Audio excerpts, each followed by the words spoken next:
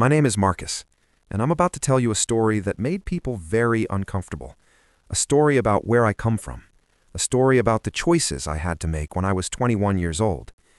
Back then, I wasn't thinking about being a CEO. I wasn't thinking about venture capital or million-dollar companies. I was thinking about survival. I was thinking about my family. I grew up middle class. Both parents worked, we had a house, we had stability, or at least that's what it looked like from the outside. But when I was 21, everything changed in the span of a few months. My father had a stroke. Not a minor one, a serious one. He spent 6 weeks in the hospital. The medical bills started piling up immediately. $50,000, $100,000, more. My mother was trying to hold everything together, but she was falling apart. She'd have anxiety attacks in the parking lot of the hospital. She'd call me crying at 2 a.m. because she couldn't sleep. I was in college at the time. I had a scholarship that covered my tuition, and I was incredibly grateful for that. But the scholarship didn't cover food. It didn't cover rent for an apartment. It definitely didn't cover the fact that my family needed money immediately. My parents never asked me for help. They were too proud. But I could see what was happening. I could see the fear in their eyes. I could see the medical bills piling up on the kitchen table. So I made a choice that would define my entire life, even though I didn't know it at the time.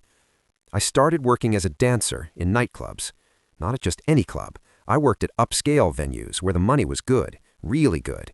I could make $500 to $800 on a good night, money that went directly to my family, money that paid medical bills, money that kept our house from being foreclosed on. Was it glamorous? Hell no. Was I ashamed? I was. Society made sure I was ashamed. That's not a real job. You're throwing your life away. What will people think? But you know what? I was also proud. Because I was solving a problem.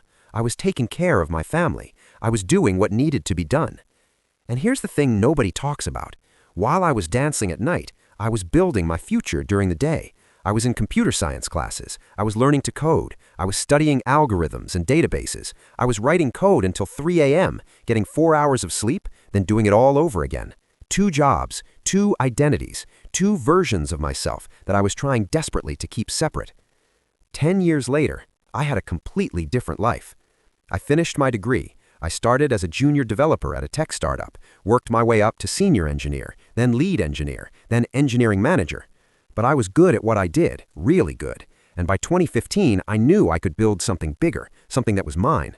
So I quit my job. I moved back into my parents' guest house, which felt like full circle, actually, and I started building a company from scratch.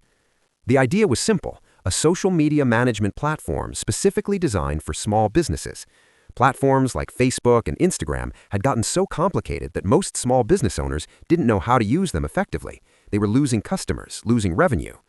I built a platform that made it simple. Automated posting, engagement tracking, competitor analysis, all in one place.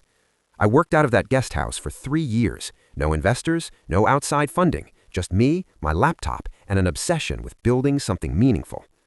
By 2019, we had 500-plus clients. We were processing millions in transactions. Fortune 500 companies were using our platform. We had real revenue, real impact, real momentum. And nobody at my company knew about my past. Nobody knew about the nightclub dancing. Nobody knew about the medical crisis. Nobody knew about the 2 jobs and the 4 hours of sleep. I kept that part of myself locked away. Not because I was ashamed anymore. I'd made peace with that. But because it seemed irrelevant. What mattered was what I'd built, not where I'd come from. Then one day, I got a call that changed everything. Her name was Catherine. She was a venture capitalist, one of the most respected in Silicon Valley, and she'd been watching my company grow. "Your metrics are extraordinary," she told me during our first meeting. "Growth rate, customer retention, revenue per user, everything I look for in a company worth investing in." I felt my heart rate pick up. This was the moment I'd been working toward, the moment when the company would scale, when I could hire a real team, when I could go after enterprise clients instead of scrapping by with small businesses. "We'd like to invest," she continued. "We're thinking $5 million seed round to start, enough to hire a team, scale your marketing, pursue enterprise accounts aggressively." $5 million. It felt surreal. But then she said something that made my stomach drop. "Of course, we'll need to do due diligence, deep background check. We interview everyone associated with the company. We need to know who we're investing in. We need to verify your history." I felt the blood drain from my face. Background check, history verification, due diligence. They were going to find out. They were going to discover the nightclub dancing, and it would be over. "Of course," I said, trying to keep my voice steady. "Whatever you need." "Everything," she said. "We leave no stone unturned." That background check took 3 weeks. 3 weeks of pure anxiety. I couldn't focus on work. I couldn't sleep. I'd wake up in the middle of the night thinking about what would happen when they found out.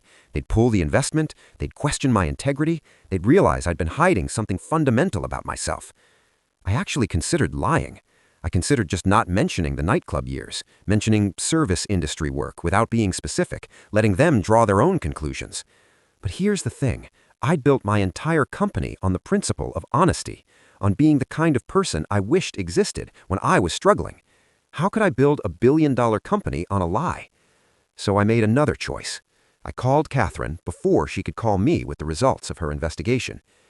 "I need to tell you something," I said, "something that might come up in your background check." There was silence on the other end. "When I was in college, my family experienced a medical crisis." I told her everything. The nightclub dancing, the double life, the 4 hours of sleep, the code I was writing at 3 a.m. after working all night. "I worked as a dancer in nightclubs," I said directly.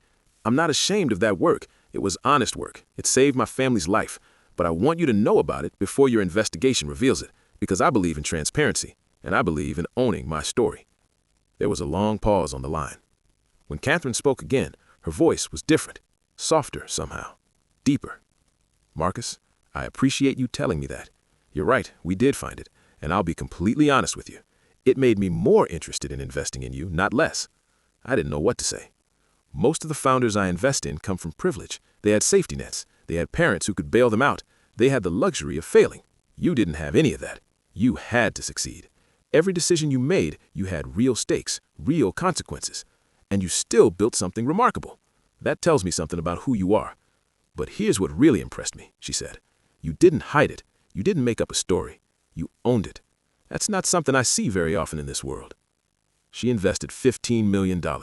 When I asked why the number jumped from $5 million to $15 million, she said, "Because I believe in founders who've already overcome real obstacles. People who don't have a safety net tend to make better decisions. They tend to value every dollar. They tend to be resourceful in ways that privilege never teaches." With that $15 million, I hired a team. We built out our product. We went after enterprise clients. We scaled in ways I'd only dreamed about. But the story doesn't end there. About a year after the funding, Catherine spoke at a tech conference, and she told my story. She didn't ask permission. She just told it. She talked about a CEO who danced his way to college. She talked about someone who didn't hide his past but owned it. She talked about how the biggest obstacles often create the best leaders. The story went viral. Media outlets picked it up immediately, from nightclub dancer to tech CEO, how resilience built a billion-dollar company, the unconventional paths to success. I became known not for the company I built, but for where I came from. And something unexpected happened. I started getting messages, hundreds of them, then thousands. Young people from struggling backgrounds saying, "I thought I couldn't make it. I thought my past disqualified me. But after reading your story, I realized I might have a chance." Parents saying, "I've always been ashamed of the work I did to support my family, but after reading about you, I don't feel that shame anymore." College students saying, "I'm working a job I'm not proud of right now, but your story made me realize I can build something bigger from here." I started getting speaking requests from universities. Business schools wanted me to teach. Nonprofits wanted me to mentor. People wanted to hear my story, not because I'd built a successful company, but because I owned my story. And the VC industry? It changed. Within a year of my story becoming public, several major venture capital firms completely revamped their due diligence process. They started valuing founders who'd overcome real obstacles. They started seeing a difficult background not as a red flag, but as evidence of resilience, of resourcefulness, of the ability to make hard decisions. My past wasn't a liability anymore. It became my greatest asset. Here's what I want you to understand. I had every reason to hide that part of my past. I had every reason to invent a more palatable narrative. I worked in hospitality. I had various jobs during college. I worked in the service industry. All technically true, all strategically vague. I had every reason to let my success erase where I came from, to build an image of the typical CEO, the guy who went to the right schools, had the right connections, took the conventional path. But I didn't. Instead, I owned it. I integrated it. I made it part of who I am. And the universe rewarded that authenticity in ways I never expected. Catherine didn't just invest in my company. She invested in me, in my integrity, in my willingness to be honest, even when honesty was risky. And the people whose lives my story touched, They weren't inspired by my success. They were inspired by my honesty, by my refusal to pretend to be something I'm not. Here's what I've learned.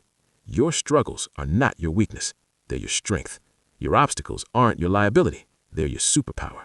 The work you've done to survive, the sacrifices you've made, the late nights and the difficult choices, that's not something to hide. That's proof of who you really are. When you own your story, instead of running from it, something magical happens. You attract people who appreciate authenticity. You attract opportunities that are built on truth.